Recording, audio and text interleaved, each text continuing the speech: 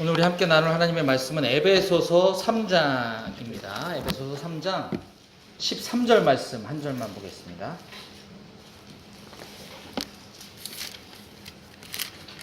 오늘은 에베소서 3장 1절부터 13절까지 다룰 건데요. 우리 함께 한 목소리로 13절 말씀을 한 절만 읽도록 하겠습니다. 시작. 그러므로 너희에게 구하노니 너희를 위한 나의 여러 환난에 대하여 낙심하지 말라. 이는 너희의 영광이니라. 아멘. 네, 잠깐 기도하겠습니다. 하나님 아버지 감사합니다. 우리를 은혜 가운데 죄에서 건져주시고 또 순장으로 주님의 제자로 불러주시니 감사합니다. 아버지 우리 부족하지만 이 아름다운 공동체 안에서 주님 손에 잘 훈련받고 또 주님이 기뻐하시는 제자의 삶, 순장의 삶을 잘 살아갈 수 있도록 도와주시옵소서. 오늘 이 시간 하나님의 말씀을 통하여서 또 하나님이 우리 공동체와 우리 각 사람에게 들려주시는 음성을 듣기 원합니다. 이 시간 우리의 눈과 귀와 마음을 열어서 하나님 말씀하시는 음성을 듣고 순종할 수 있게 도와주시옵소서. 감사드리며 예수님의 이름으로 기도했습니다. 아멘. 예, 어쨌든 우리가 지금까지 그랬던 적이 한 번도 없었던 것 같은데 이번에 강남 일지구 차원에서 BTC1, BTC3 통틀어서 훈련생이 한 분밖에 없었다는 게 사실은 좀 우리 자신을 돌아봐야 될 것은 분명한 것 같습니다. 그래도 면을 세워주셔서 너무 감사하고 여기 있는 저와 우리 모든 순장님들이 좀 더 분발해서 우리가 어느 때인가부터 그 인원이 중요하지 않다는 게 유행어처럼 이렇게 자꾸 회자되고 있지만 사실 인원이 저는 우리의 사역의 열매라고 생각합니다. 우리가 열심히 사역하고 직장에서 전도하고 제자 삼는다면 모임의 수가 늘어나야 맞는 거고요.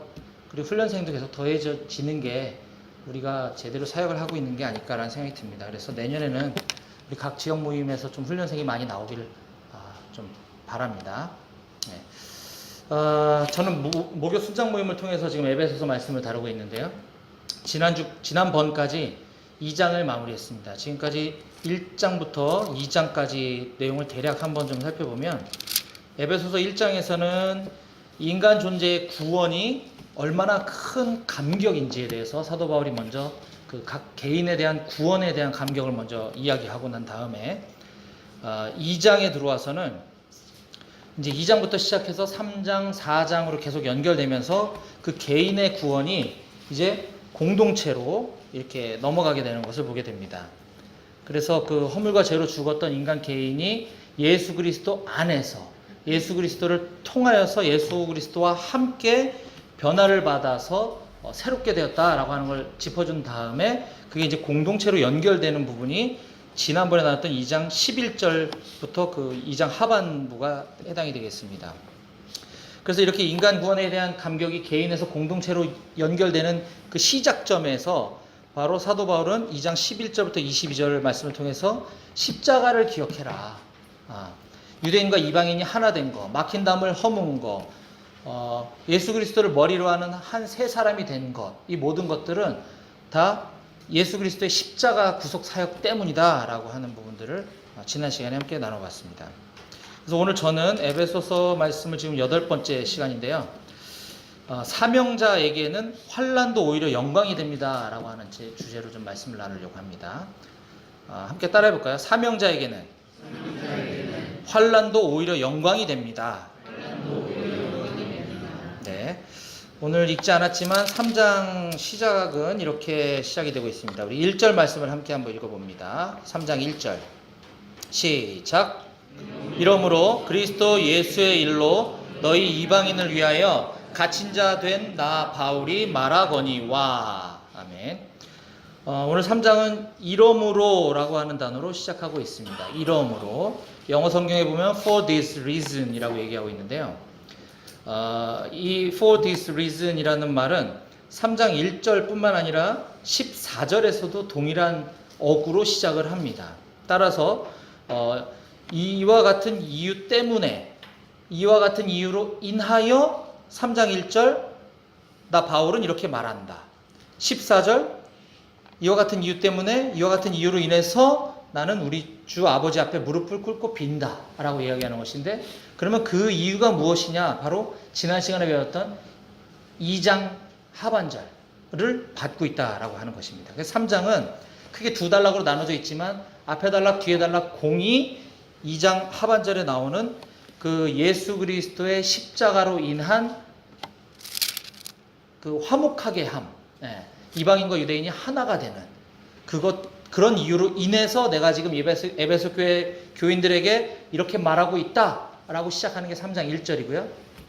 그러면서 이제 뒤에 부연 설명이 따라붙고 또다시 3장 14절에 가서는 그와 같은 이유로 예수 그리스도의 십자가 사역으로 인해서 화목하게 된 것 때문에 그와 같은 이유로 인해서 내가 우리 아버지 하나님께 무릎 꿇고 빈다.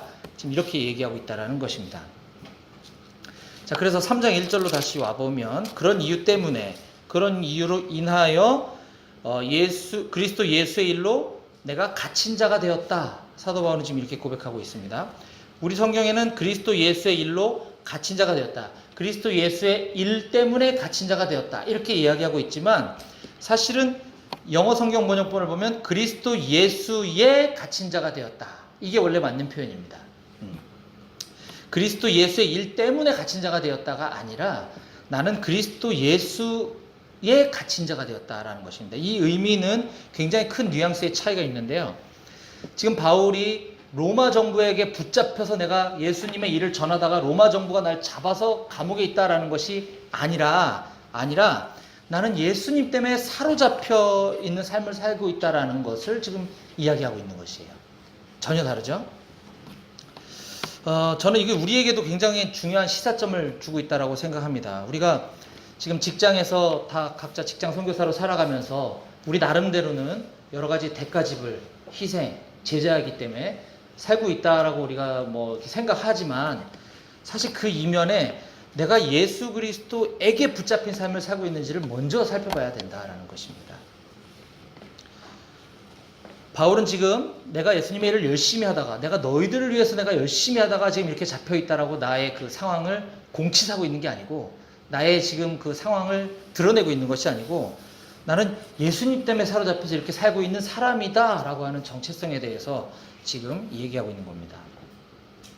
하지만 이 편지를 받아본 에베소서 사람들은 그럼에도 불구하고 약간의 부담은 좀 있을 것 같아요. 왜냐하면 그렇게 이야기하고 있기 때문이죠. 예수의 일 때문에 이방인을 위하여 예수의 일로 너희 이방인을 위해서 갇힌 자 된 나 바울이 지금 너에게 말한다. 어쨌든 이 편지를 받아보는 사람의 입장에서는 약간 부담을 갖고 지금 3장이 시작되고 있습니다. 2절에 보면 우리가 좀 주목해야 될 은혜의 경륜이라고 하는 표현이 나오고 있는데요. 2절 말씀은 의미를 보면 이렇습니다. 바울은 지금 너희 이방인을 위하여 자기 자신에게 하나님께서는 은혜의 경륜을 주었다 라고 하는 표현을 사용하면서 이거는 너희가 이미 나에게 들어서 알고 있는 거다 라고 얘기하고 있습니다. 여기서 경륜이라고 하는 말이 무슨 뜻일까요? 경륜이 뭐죠? 경륜. 네, 알고 있는데 이거 얘기하려고 하면 원래 어렵습니다. 네, 저도 다른 분들이 자꾸 질문하실 때 뭐라고 얘기해야 될지 어려울 때가 많아요. 네, 경륜, 주어진 임무나 책임을 말하는 겁니다. 주어진 임무나 책임. 근데 바울은 이걸 그냥 주어진 임무나 책임, 경륜 이렇게 얘기하지 않고 은혜의 경륜이라고 이야기하고 있습니다. 나는 너희 이방인들을 위해서 복음을 전하라고 하는 임무와 책임, 즉 경륜을 받았는데 이거는 내가 하나님께로 받은 엄청난 은혜다라고 지금 이야기하고 있는 것입니다. 여러분, 저와 여러분들 우리의 경륜은 무엇입니까? 우리도 경륜을 받았죠? 뭐죠? 영지자매님? 제자삼아 양육하고 스포번식에서 직장 선교사로 사는 거. 네네네.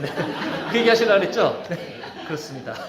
직장 선교. 하나님께서 우리에게 주신 임무와 책임, 경륜은 곧 직장 선교죠. 근데 이것이 바로 은혜다라고 하는 것입니다. 은혜. 네.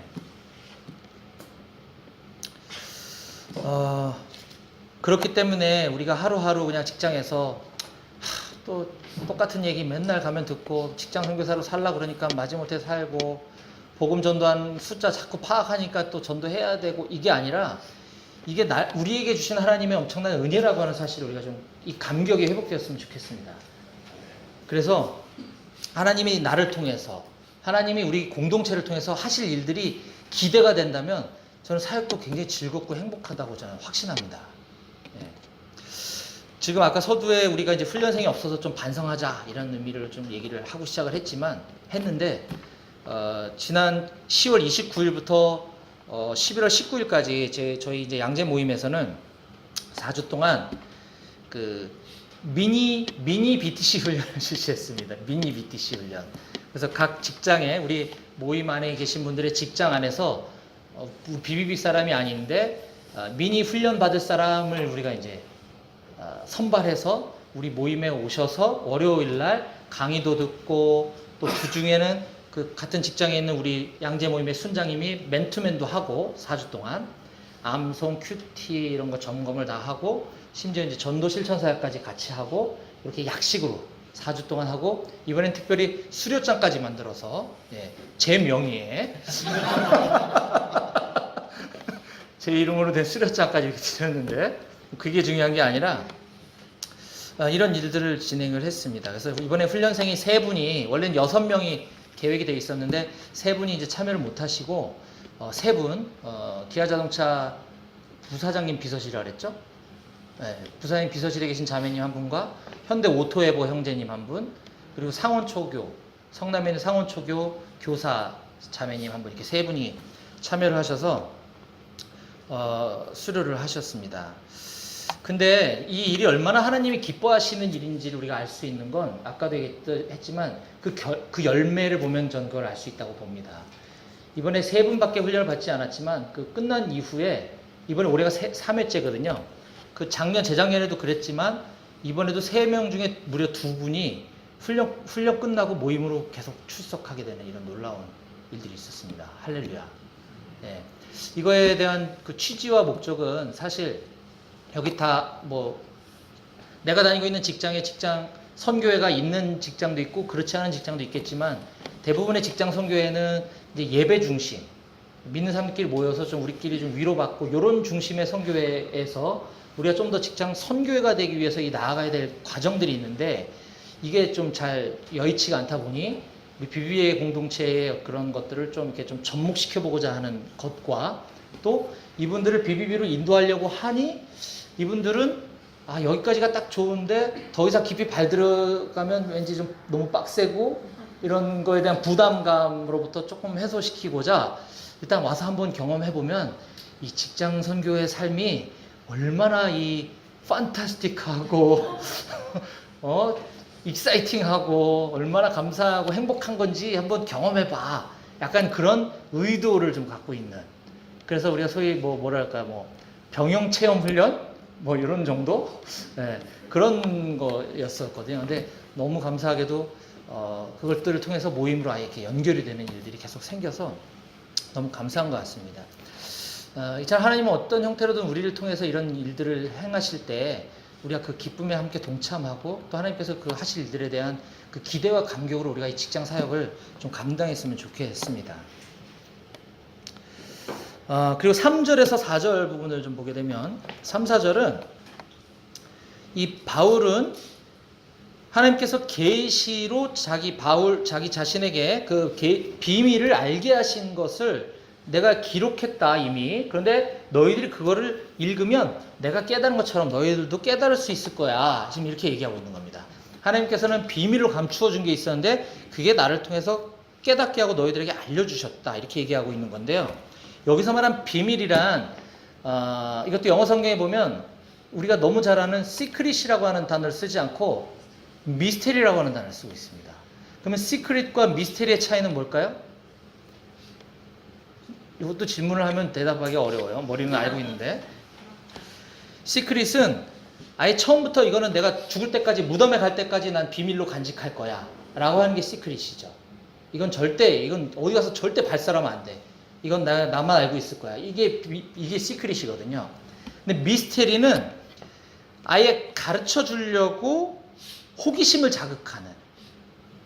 그 나중에 이게 밝혀졌을 때 그 감격이 더 풍성하게 하려고 막 이렇게 살살 약 올리는 비밀. 그걸 미스테리라고 한다는 거죠. 어차피 가르쳐 줄 건데 내 여기 지금 뭐 있는지 알아? 막 이러면서 한번 맞춰봐. 뭐 이렇게 하는 거죠. 그리고 나중에 짠 그러면 그거였어. 이게 미스테리라는 겁니다. 근데 난 죽어도 이 안에 있는 거를 가르쳐 줄 수 없어. 이건 시크릿인 거죠. 그래서 지금 바울은 미스테리라고 하는 단어를 사용해서 이 비밀이 이제 풀어졌다라고 얘기하고 있는 것인데, 여기서 바울이 말하고자 하는 이 미스테리란 무엇이냐? 바로 예수 그리스도에 관한 비밀이라는 겁니다. 예수 그리스도에 대한 비밀. 하나님께서 예수 그리스도를 통한 인류 구원의 그 계획은 영원히 하나님이 감춰두려고 하신 게 아니라 언젠가 보여주고 풀어주려고 하셨던 미스테리였다라고 하는 것입니다. 자, 바울은 자기 자신이 이 비밀을 맡은 사도로서 이것을 알려줘야 될 의무와 책임과 아까 그 경륜이 있었다라고 얘기했던 것처럼 우리도 마찬가지 아니겠습니까? 우리도 하나님께서 순장으로 불러주시고 우리 직장 선교사로 불러주신 건 예수 그리스도를 통한 이 구원 계획을 우리를 통해서 이걸 모르는 사람들에게 이 미스테리를 전해주기를 원하신다라고 하는 것들을 우리가 좀 기억하고 우리가 그런 삶을 살았으면 좋겠습니다. 저는 지난 저희 양재 모임 터키 선교 준비가 이제 막바지 준비가 한창이던 때에 제 양재 모임에서 한번 나눴는데요. 8월 4일, 8월 첫째 주일부터 그 강원도 철원에 있는 오포병여단 군인교회 한마음교회에 교회 사역, 주일 사역을 이제 시작을 했습니다.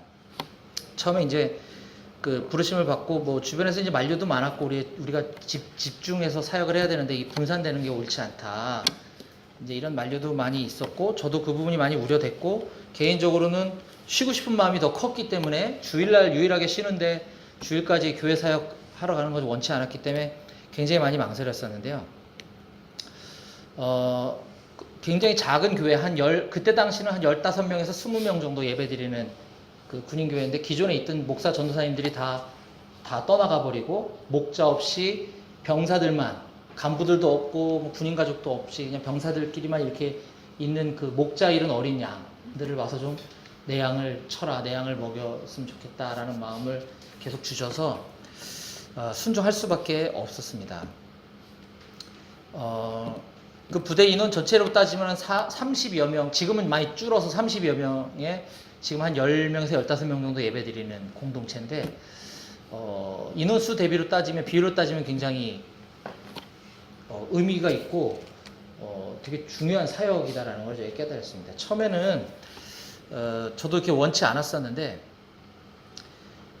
지난 11월 17일 날 그래서 우리 양재 모임에서 21분의 우리 순장님들이 그 저희 한마음교회 와서 병사들 24명에게 그 위문 행사라고 하는 그 명목하에 위문하러 온다는 명목하에 사실 우린 전도를 하러 가가지고 복음을 전했는데 이게 국내에서는 참 보기 힘든 해외에서나 있을 법한 24명 중에 군대 오기 전에 종교가 기독교였다라고 얘기한 친구들은 4명밖에 없었거든요. 20명이 기독교인이 아닌 친구들인데 복음을 듣고 그 중에 무려 18명이 영접을 했습니다. 그리고 그 다음날 한 번도 교회에 나와서 예배드리지 않았던 친구들이 4명이 새로 나와서 예배를 드리기 시작했고요. 그러니까 이런 것들을 보면서 이게 정말 우리가 해야 될 거는 복음 전하는 거. 이게 뭐 직장이든 어디든 교회든 뭐 다 해야 되는 건데 나는 좀 너무나 내 한 몸 편하려고만 생각을 했었구나 라는 것들을 좀 반성을 많이 하게 됐고요. 지금은 제가 이 하고 있는 사역에 대해서 너무 처음에는 억지로 마지못해 했던 순종이었던지라 누군가 어떤 전도사님이나 목사님 오시면 빨리 오셨으면 좋겠다. 감사합니다. 땡큐. 그리고 손 틀어야 되겠다. 이런 마음으로 시작했는데 지금은 이거 계속 해야 되겠다 이거. 내가 어디 가서 이렇게 이 때 안 묻은 애들에게 복음을 전해보겠습니까? 게다가 이 병사들은 6개월에 한 번씩 또 막 바뀌거든요. 그때 복음 전했던 친구들이 이제 이번 주일날이 마지막 예배고 이제 원 소속 부대로 돌아가고 다른 부대 애들이 또 오거든요. 그럼 그 아이들하고 6개월 동안 또 저는 계속 복음을 전할 거고 또 이 전도 대상자를 계속 바꿔주는 거죠. 네. 그래서 이 귀한 사역에 혹시 여러분들 다니는 교회나 청년 공동체에서 혹시 군부대 뭐 위문 이런 얘기가 나오면 딴 데 가지 마시고 저희 교회로 와주시면 감사하겠습니다. 아무튼 이 3절 4절 말씀을 통해서 우리가 그 복음의 비밀을 맡은 자, 우리를 통해서 그 비밀의 계시를 전해주기 원하시는 거 하나님의 마음에 순종하는 저와 여러분 되었으면 좋겠습니다. 5절과 6절은요. 지금 2장 11절부터 시작해서 지금 계속해서 이어져 오고 있는 이 바울의 이야기는 그 이방인에게도 전해진 그 복음에 대해서 계속 설명을 해주고 있습니다. 이게 예전에는 감추어졌던 미스테리가 이제 드러난 것이라고 바울이 얘기했는데 이거에 대해서 조금 더 자세하게 설명해주고 있는 게 바로 5절, 6절입니다. 먼저 구약의 선지자들도 이건 신약 시대만 그런 게 아니라 구약 시대에도 그 복음이 유대인에게만 필요한 것이 아니라 이방인들도 포함하는 것이다라고 하는 게 구약에도 언급되어 있습니다. 제가 한번 읽어볼게요. 이사야서 49장 6절 말씀에 보면 우리 다 아는 말씀인데요. 그가 이르시되 내가 나의 종이 되어 야곱의 지파들을 일으키며 이스라엘 중에 보존된 자를 돌아오게 할 것은 매우 쉬운 일이라. 내가 또 너를 이방의 빛으로 삼아 나의 구원을 베풀어서 땅 끝까지 이르게 하리라. 물론 이건 장차 오실 예수 그리스도에 대한 예언의 말씀이긴 한데 내가 너를 이방의 빛으로 삼아 나의 구원을 베풀 것이다. 즉 구원이 유대인에게만 머물고 있는 게 아니라 이방까지 확산될 것이다 라고 하는 것이고요. 또 이사야 56장 6절 7절에도 보면 여호와와 연합하여 그를 섬기며 여호와의 이름을 사랑하며 그의 종이 되며 안식일을 지켜 더럽히지 아니하며 나의 언약을 굳게 지키는 이방인마다 내가 곧 그들을 나의 성산으로 인도하여 기도하는 내 집에서 그들을 기쁘게 할 것이며 그들의 번제와 희생을 나의 제단에서 기꺼이 받게 되리니 이는 내 집은 만민이 기도하는 집이라 일컬음이 될 것임이라. 즉 이거는 신약에서 처음 나온 개념이 아니라 이방인에게도 구원을 받기 원하시는 하나님의 마음은 이미 구약에도 있었다. 그런데 구약 시대에는 그걸 어떻게 그 개념을 이해했느냐 하면 이방인들도 개종을 하면 구원받을 수 있다 하는 요 정도로만 이해가 되었었습니다. 그러니까 유대교로 들어오면 구원받을 수 있는데 그건 이방인에게도 열려 있어. 요 정도의 이해가 되어 있었다고 한다면 이제 바울이 그 미스테리를 풀어서 얘기하는 것은 거기서 그 정도가 아니라 아예 이방인들도 유대인들과 함께 상속자가 되어지고 유대인과 함께 지체가 되고 같은 몸이 되고 유대인들과 함께 약속에 참여하는 자가 되게 하시려는 하나님의 계획이 예수 그리스도를 통해서 이루어졌는데 그게 바로 비밀이 풀어진 거다라고 지금 얘기하고 있는 것이에요. 단순히 그냥 거기다가 일로 들어와 우리 안에 들어오면 구원받을 수 있어 이 정도 차원이 아니라 예수님의 그 공로로 인하여서 이미 한 몸이 되었고 같은 상속자가 되었다고 하는 것이죠. 그러면서 이제 7절에 바울은 자기가 이 복음의 일꾼이 되었고 이방인의 사도로 보냄받았다라고 하는 자기 자신의 정체성에 대해서 다시 한번 강조를 하고 있습니다. 이 2절에서 아까 얘기했던 그 자기가 받았던 그 은혜의 경륜이라고 하는 말을 7절에서는 좀 더 다른 표현으로 하나님의 은혜의 선물을 따라 일꾼이 되었다라고 이렇게 이야기하고 있는 것입니다. 그래서 저도 이런 표현을 종종 자주 쓰곤 하는데요. 우리가 이 구원받은 게 얼마나 값진 선물이고 그것도 모자라서 우리를 순장으로 불러주셔서 훈련받게 하시고 우리를 직장 선교사로 우리를 제자 삼는 사역으로 이렇게 써주시는 것 자체가 얼마나 감사한 은혜의 선물인지가 깨달아진다면 우리는 사역을 기쁘게 할 수밖에 없다는 겁니다. 마지못해서 억지로 하는 게 아니라 그래서 그런 은혜의 그 선물 그 기쁨이 여기 있는 저와 모든 우리 수녀님들에게 좀 회복되어졌으면 좋겠습니다. 그래서 우리가 늘 이야기하는 것처럼 우리가 하나님의 일을 하고 이 공동체 사역이 됐든 직장 사역이 됐든 이 하는 사역들이 결국 우리에게 짐이 아니라 이게 우리 노가다가 아니라 이건 그냥 우리의 삶이고 이게 행복이다라고 하는 사실입니다. 사실 제가 이렇게 이야기하면서도 아까도 잠깐 언급했지만 저는 올해 하나님이 저에게 또 제가 이렇게 얘기하면서도 너나 잘해 넌 안 그랬잖니라는 걸 자꾸 깨닫게 해주셨어요. 올해 2번씩이나 6월 달에 광주 하나님 모임 시작할 때도 너무 부담스러웠고 하기 싫었고 했는데 결국 그 작은 순종을 통해서 그 이후에 그게 기쁨이었다는 걸 깨닫게 해주셨고 조금 전에 제가 나눠드렸던 그 교회 한마음교회 사역도 역시나 너무 부담스럽고 너무 하기 싫었고 좀 쉬고 싶었는데 마지못해 드린 순종이었지만 그것들을 통해서 이런 영혼 구원의 열매를 보면서 이게 얼마나 기쁜 건지를 나중에 깨닫게 해주셨다는 것입니다. 그래서 제가 이렇게 얘기한다 그래서 제가 뭐 너는 잘하냐 이렇게 생각하지 마시고 우리 다 그렇지만 이 얘기는 저에게도 해당되는 얘기다라는 것이고요. 우리가 이 하나님의 일에 쓰임 받는 거에 대해서 정말 좀 감사해하고 기뻐하고 그 은혜를 좀 마음껏 누리셨으면 좋겠습니다. 자, 이제 그 뒤에 나오는 8절부터 13절은요.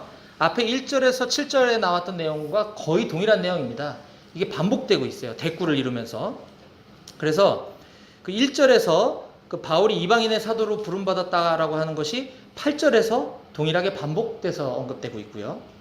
또 앞부분 2절에서 5절에서 이야기했던 바울이 그가 하나님의 계시를 받아 그 감추어졌던 미스테리를 드러냈다라고 하는 내용이 뒷부분에서는 9절에서 11절에 똑같이 지금 얘기되고 있는 것입니다.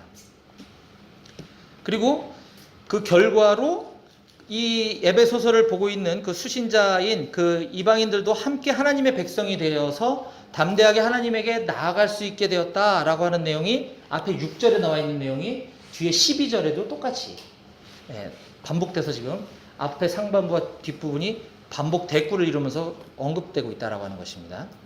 자, 이제 오늘 본문 말씀의 결론부에 해당하는 13절 말씀만 잠깐 나누고 오늘 말씀 마무리할 건데요. 13절 말씀 아까 처음에 우리가 읽었던 말씀입니다. 한 번만 다시 읽어보도록 하겠습니다. 시작. 그러므로 너희에게 구하노니 너희를 위한 나의 여러 환난에 대하여 낙심하지 말라. 이는 너희의 영광이니라. 아멘. 바울은 아까 1절에서 서두에서 자기가 감옥에 갇힌 것이 너희 이방인들을 위해서다 라고 얘기하면서 약간의 부담을 갖게끔 만들었다고 그랬습니다. 자, 바울이 그렇게 된 거는 로마가 날 잡은 게 아니라 난 예수님에게 붙잡힌 거야 라고는 얘기했다고 하지만 그래도 1절의 그 문맥으로 봐서는 이방인을 위해서 갇힌 자 된 나 바울이 지금 말하고 있다라고 하는 것은 듣는 사람 입장에서 엄청 부담스러웠을 거다라고 얘기했습니다. 근데 지금 13절에 보면 바울은 지금 너희 때문에 내가 환난받고 있는 것에 대해서 낙심하지 말라 너희들이 이런 당부를 하고 있는 것입니다. 근데 낙심하지 않은 정도가 아니라 내가 지금 너희 때문에 환난을 당하고 있는데 이것이 너희들에게 영광인 줄 알아라 이렇게 얘기하고 있는 거죠. 영광인 줄 알아라는 거죠. 자, 그 왜 바울이 이런 표현을 썼을까요? 그냥 상투적인 표현인가요? 그냥 미안할까봐, 뻘쭘할까봐. 바울이 지금 옥에 갇혀 있는 이유는 바울이 옥에 갇히게 된 죄는 딱 하나죠. 복음을 전했기 때문입니다. 바울이 복음을 전하지 않았다면 에베소 교회 교인들은 당연히 구원받지 못했겠죠. 에베소 교회 교인들이 그 기쁜 소식을 듣고 구원받지 못했을 것이다 라는 겁니다. 그래서 거꾸로 들어가 보면 내가 지금 여기 감옥에 있는 게 너희들에게는 구원받게 된 것이기 때문에 너희들한테는 영광으로 여겨야 된다는 거죠. 저는 이거 보면서 이런 생각을 해봤습니다. 우리가 직장에서 많은 대가집을 해야 된다라고 많이 배웠고 들었고 또 그런 삶을 살고 계신 우리 순장님들의 삶을 많이 보고 있습니다. 만약에 우리 직장에서 이렇게 고군분투하고 계셔서 이 복음으로 인해서 살고 있는 것 때문에 굉장히 어려움을 당하는 분도 물론 있겠습니다. 근데 저는 우선 여기서 출발을 좀 잘 해야 된다고 보는데 우리가 직장에서 핍박당하고 환난당하고 욕 들어먹고 하는 것이 내가 복음 때문이냐 아니면 내가 업무를 못해서냐 우선 이건 잘 가려야 된다고 봐요. 우리는 자칫 잘못하면 다른 순장님들의 삶을 보면서 내가 그 복음 때문에 지금 핍박당한다고 착각할 수가 있거든요. 우선 여기 계신 순장님들은 그렇게 생각 안 하겠지만 그건 일단 띄워버리고 그거 말고 내가 예수 그리스도 때문에 환난과 핍박을 당하는 삶을 살고 있다라고 한다면 우리 형제님이나 자매님들이나 순원이 그런 삶을 살고 있다고 한다면 여러분들은 어떻게 얘기해 주시겠습니까? 아마 이렇게 위로하지 않을까요? 좀만 참으면 좋은 날이 오겠지. 주님이 다 아실 거야. 내가 기도할게. 힘내. 그렇게 위로하지 않나요? 순원들한테 그렇게 격려해 주시지 않나요? 아니시군요. 근데 잘 생각해 보면 사도 바울은 한 번도 그런 표현을 쓰고 있지 않더라고 하는 것입니다. 내가 이렇게 감옥에 갇혀 있는 게 난 기쁘다. 난 영광이다. 난 너희들도 나처럼 이렇게 감옥에 갇혔으면 좋겠는데 이런 거죠. 나는 지금 네가 복음 때문에 직장에서 인사고가 나쁘게 받고 한직에 발령받고 승진 누락된 게 난 기쁜데? 난 네가 계속 그렇게 살았으면 좋겠다. 이렇게 얘기하고 있다라고 하는 것입니다. 제가 강원도로 예전에 출퇴근 다닐 적에는 뭐 나름 조그만 그 어려움이 조금 있긴 있었습니다.